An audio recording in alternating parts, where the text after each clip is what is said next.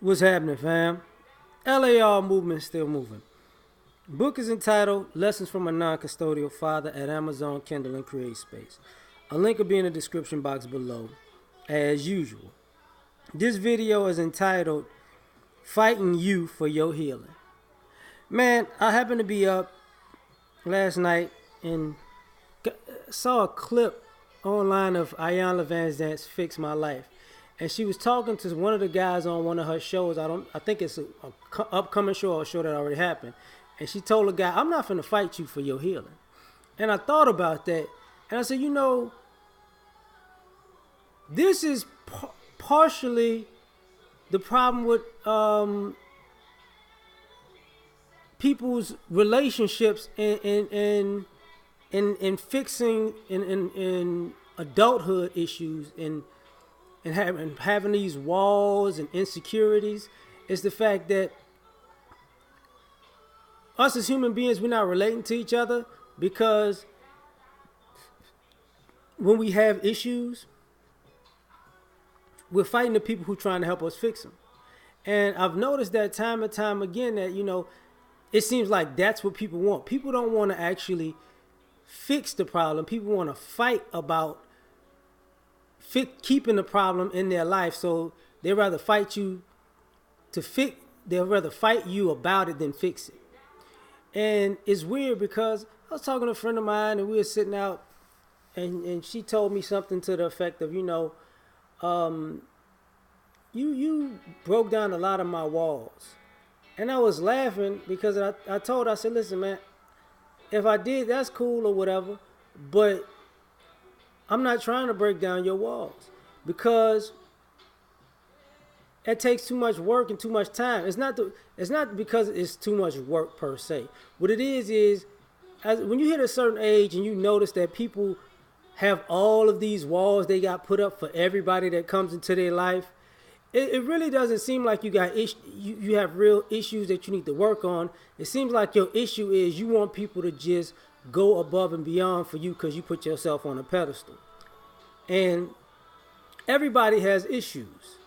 So if somebody meets you, why do they have to put up with your shenanigans? Because you believe I got issues, and if you really love me, you're going to work with me through this and through that and through this and through that and through this and through that and through. When does it stop? Because I've noticed people don't want to heal to the point where if you could help somebody heal, they won't help you heal. So that lets me know how selfish this is. You got people who, I got past relationship problems. And then so I need you to do all the things that my exes didn't do.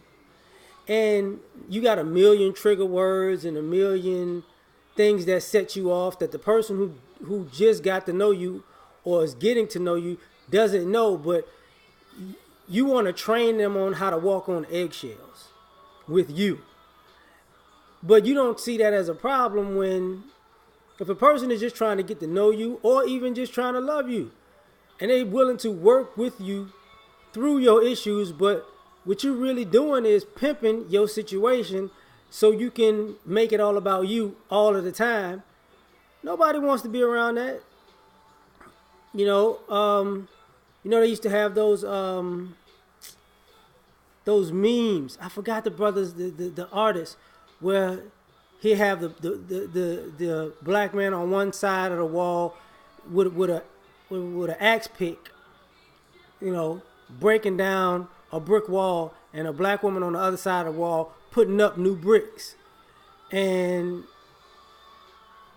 that's what people are doing to me, But then when a person stops trying to break down your walls and they walk away and you're confined into the space that you put yourself in, then you want to scream for help. The problem is, can't nobody hear you behind that brick wall. And if you want out, now you're gonna have to fight your way out. And I find it weird, because it's an American thing, really, we want to eat good and overeat and be gluttonous when it comes to pleasure, leisure, sin, but we want a quick fix when it comes to leveling the playing field. We want to eat good off somebody else's pain and suffering or their work or their labor, but when it's time for us to pay the piper, how come that can't be? We want a fast food response, and it doesn't work like that. And I see the same thing going on with family issues. Like if you got family issues and you have family issues and your family life created issues with you, but you stay kicking it with your family. You never get any space. I don't like them people. They did this to me. They did that to me. Where you going? I'm going over their house today. Then, truth is, you like the dysfunction. And a lot of people don't want to admit that they fight. They want people to fight them for their healing because they're really in love, committed to, and married to the dysfunction. And people are like, no, you're not. Yeah, ask these people who got family issues why you ain't never left.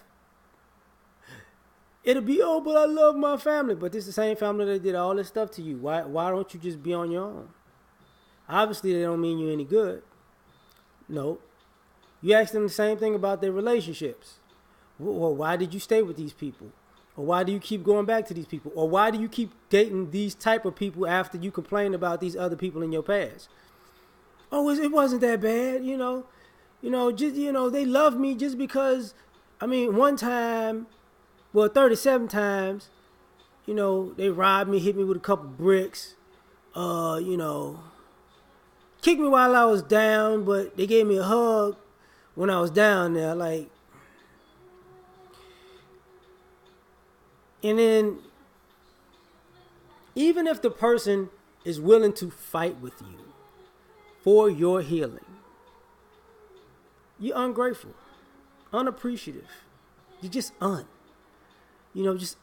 real. Like, you can't even look back and say, man, I was a major pain in the behind for this person who did all of these things. There's no sense of obligation.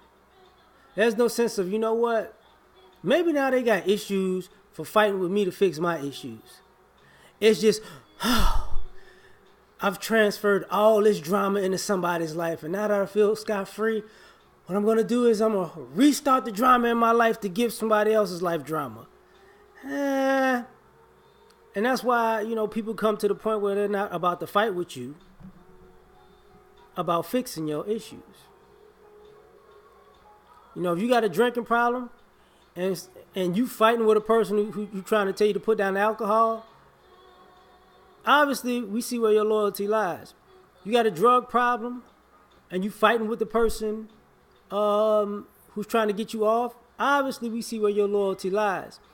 If you have a fidelity problem and you fighting with the person who's faithful to you because you want them to be with you while you're unfaithful to them, obviously you got a problem. If you got a problem with being the best human being you can be to yourself, and you fighting with people to try to make you better, because that happens when people are overweight or not reaching their full potential, who do you get mad at? The person pushing you to be better. I don't want to do this. No, never.